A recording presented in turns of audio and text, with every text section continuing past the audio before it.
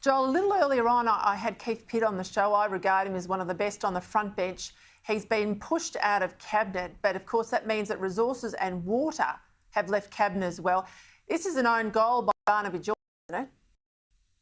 It's extraordinary, Peter, and came as a shock to me, quite frankly. I thought Joyce would be smarter than that.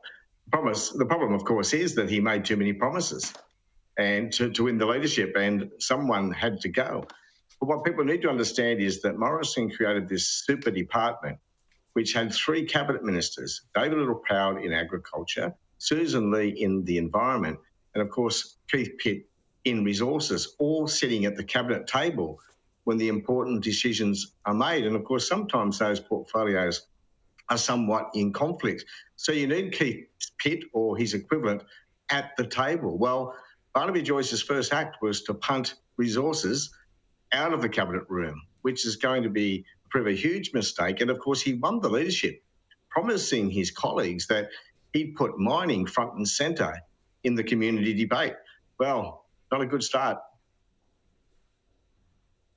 No, it's not a good start at all. Amanda, you've got responsibility for at least some of the issues in relation to the National Archives, as I understand. I thought more broadly they're in the portfolio, but you'll correct me. They're looking for around $67 million to digitise a whole lot of deteriorating records. And it's over a 7-year period, I might add. How likely is it that they're going to get a reprieve here? I'm optimistic that we'll be able to provide the kind of support that's necessary for the archives to be able to make sure that records that are in danger of perishing are able to be rescued.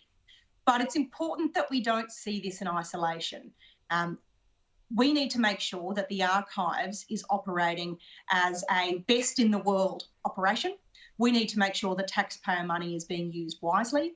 And we need to make sure that they're doing it in an environment of appropriate, for instance, cybersecurity measures, appropriate technological storage measures, and with appropriate access and timeframes for providing that information to the public. We are going through behind the scenes the process of getting all of those things right. And I'm optimistic we'll be able to do what's necessary to make sure the archives can deal with its present issue. All right, we'll look forward to the detail, but it sounds like they're going to get some money at the very least. I've got to ask you, Joel, Greens leader Adam Bandt was out there defending the infamous anti-Adani convoy from last election. He says it was a rip snorter. He says it boosted the Greens' vote in Queensland, helped getting Larissa Waters over the line. I don't believe it for a minute. What do you reckon? Well, I'm tempted to describe him as delusional, Peter, but I know better than that. Adam Bandt couldn't possibly believe this to be true.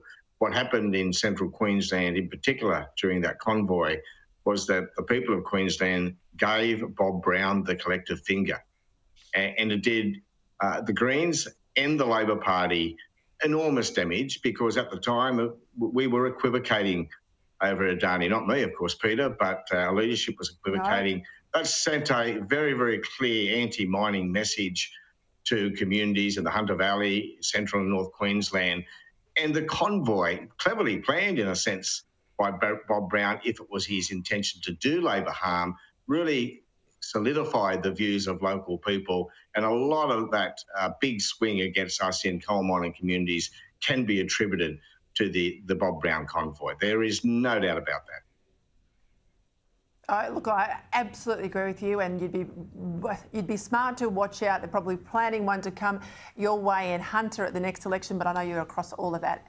Amanda Stoker, Joel Fitzgibbon, thank you for your time. Thanks, Peter. Thanks, Amanda.